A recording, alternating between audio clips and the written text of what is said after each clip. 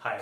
इस वीडियो के अंदर अब हम आगे की चीज देखेंगे इंटरप्रिटेशन ऑफ स्टैच्यू के। इससे पहले हमने देख लिया कि इंटरप्रिटेशन ऑफ स्टैच्यू का मीनिंग क्या होता है और नेचर, स्कोप एंड ऑब्जेक्टिव क्या होता है। ये सब चीजें हमें समझ आ गई। वहां पे हमने केस लॉ को भी देखा था जिससे हमें और डिटेल में समझ आ गया था। अब हम देखते हैं कि जो इंटरप्रिटेशन ऑफ स्टैच्यू है उसको किस तरीके से करा जाता है। तो इसको करने के लिए हमारे पास कुछ रूल्स हैं। इन रूल्स को फॉलो किया जाता है। आर्बिट्री या कोई भी जज है, कोई भी इसको आर्बिट्री यूज नहीं करेगा, अपने हिसाब से कोई भी मीनिंग नहीं निकालेगा। इसके लिए रूल्स फॉलो होते हैं जो कि हमारे पास दो तरीके से क्लासिफिकेशन की गई है। एक प्राइमरी रूल्स है और अदर रूल्स है। प्राइमरी रूल्स में भी 5 तरीके के रूल्स हैं। कौन कौन से? सबसे पहले आता है लिटरल इंटरप्रिटेशन, जिसको हम सिर्फ इस वीडियो में समझेंगे और बाकी फिर धीरे धीरे करके बाकी रूल्स को भी समझेंगे। बाकी रूल्स का आपको नाम बता देता हूं जिसको हम अपने आगे आने वाली वीडियोस के अंदर एक एक करके समझेंगे। तो सबसे पहले हमारे पास कौन सा है? लिटरल इंटरप्रिटेशन का रूल। उसके बाद आता है मिसचीफ्स रूल, जिसको हम हेडन्स रूल्स भी बोलते हैं। मिसचीफ रूल सेकंड रूल है हमारे पास। उसके बाद आता है rule of reasonable construction. Rule of reasonable construction तीसरा। चौथा रूल है रूल ऑफ हार्मोनियस कंस्ट्रक्शन और पांचवा रूल है रूल ऑफ एस्जुडम जनरेस। एस्जुडम जनरेस। तो ये 5 तरीके के प्राइमरी रूल्स है। इसके अलावा अगर हम अदर रूल्स पे आए तो ये कौन कौन से हैं? एक्सटीसियो यूनिट उस एक्सक्लूसियो अल्ट्रेस। दूसरा है कंटेम्प्रोनिया एक्सपोसिटो एस्ट ऑप्टिमा एट फोर्टिस्मा ने लेगे। तीसरा है नोसिटर आ सोसिस और फिफ्थ है स्ट्रिक्ट एंड लिबरल कंस्ट्रक्शन। तो इन्हीं को हमें धीरे धीरे करके समझना है। इस वीडियो में हम सबसे पहले देखेंगे लिटरल इंटरप्रिटेशन का मतलब। अब लिटरल का मतलब क्या होता है? जो चीज एक्चुअल में होती है। तो लिटरल इंटरप्रिटेशन मतलब जो लिखा है हमें वही समझना है, हमें अपना दिमाग उसके अंदर नहीं लगाना। तो लिटरल इंटरप्रिटेशन को हम और क्या बोलते हैं? Plain meaning rule.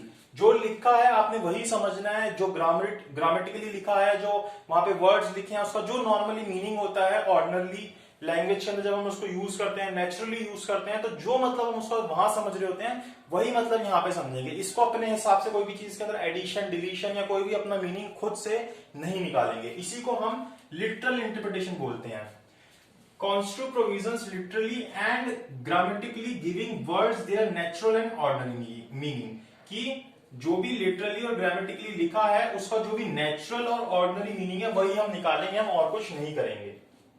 तो जब भी हम कभी रूल को फॉलो करते हैं, मतलब कि किसी चीज का मीनिंग निकालते हैं, किसी स्टैच्यू का मीनिंग निकालते हैं, सबसे पहले हम क्या करते हैं? उसी लैंग्वेज को एग्जामिन करते हैं और उसके लिटरल मीनिंग को निकालते हैं। लैंग्वेज को एग्जामिन करके लिटरल मीनिंग को निकालते हैं। और ये जो रूल है, ये जो प्राइमरी रूल है, ये कब हम एप्लीकेबल करेंगे लिटरल कंस्ट्रक्शन का या लिटरल इंटरप्रिटेशन का? जब और जब सिर्फ उस चीज का, जो भी चीज लिखी हुई है उसका सिर्फ एक ही मीनिंग है। एक से ज्यादा मीनिंग है तो आप ये वाला जो रूल है ये एप्लीकेबल नहीं कर सकते लिटरल इंटरप्रिटेशन का। दूसरी बात, जो लैंग्वेज है वो एकदम प्लेन होनी चाहिए। जो वर्ड लिखा है वो एकदम प्लेन लिखा होना चाहिए। उसके अंदर कोई भी कंफ्यूजन ना आ रही हो किसी तरीके से, हमें पढ़ते ही समझ आ जाए कि यहाँ पे ये लिखा हुआ है, तभी आप रूल ऑफ लिटरल इंटरप्रिटेशन को अप्लाई करोगे, अदरवाइज नहीं करोगे। इसका एक क्रिटिसिज्म भी है, जैसा कि हमें देखने से ही पता चल रहा है कि ये किसके ऊपर रेस्ट करता है, मतलब किसके ऊपर डिपेंड करता है? एरनियस एजम्पशन की। इसके अंदर एक एजम्पशन है। क्या एजम्पशन है? हम क्या मान रहे हैं इस पूरे के अंदर? ये जो लिटरल इंटरप्रिटेशन है कि जो लिखा है वही चीज है, मतलब कि एक वर्ड जो है उसका एक फिक्स मीनिंग है, उसके अलावा उसका कोई मीनिंग नहीं हो सकता। तो ये क्या अपने आप में इसका क्रिटिसिज्म है कि आप एक वर्ड का सिर्फ एक ही मीनिंग निकाल रहे हो या एक फिक्स मीनिंग निकाल रहे हो, उसको आप फ्लेक्सिबल नहीं कर रहे, डायनेमिक नहीं कर रहे, चेंज नहीं कर रहे।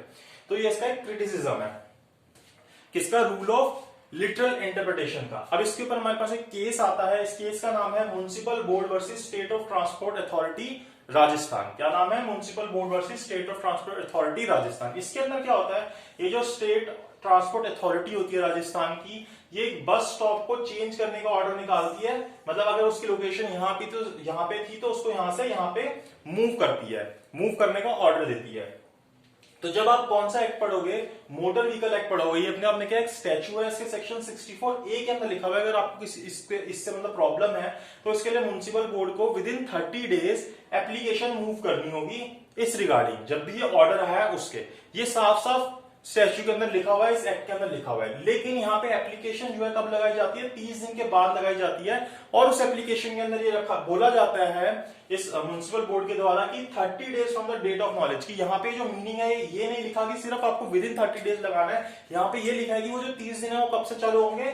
From date of knowledge. लेकिन एक्ट के अंदर ये बात कहीं पे भी नहीं लिखी हुई कि डेट ऑफ नॉलेज। तो यहाँ पे जब हमारा सुप्रीम कोर्ट के पास तक ये केस पहुंचता है तो सुप्रीम कोर्ट बोलता है कि यहाँ पे हमें इसका लिटरल इंटरप्रिटेशन करना है। क्यों? क्योंकि यहाँ पे एक तो प्लेन लैंग्वेज लिखी हुई है और उसका सिर्फ एक ही मीनिंग निकल रहा है, तो यहाँ पे विद इन 30 डेज ही होगा वो जिस दिन उसको ऑर्डर पास किया था उससे, ना कि नॉलेज वाले दिन से, और उसकी जो एप्लीकेशन है ये रिजेक्ट कर दी गई थी। तो इससे हमें समझ आता है कि रूल ऑफ लिटरल इंटरप्रिटेशन क्या होता है, जिसको हम एक प्राइमरी रूल बोलते हैं किस चीज के लिए, इंटरप्रिटेशन ऑफ स्टैच्यू करने के लिए।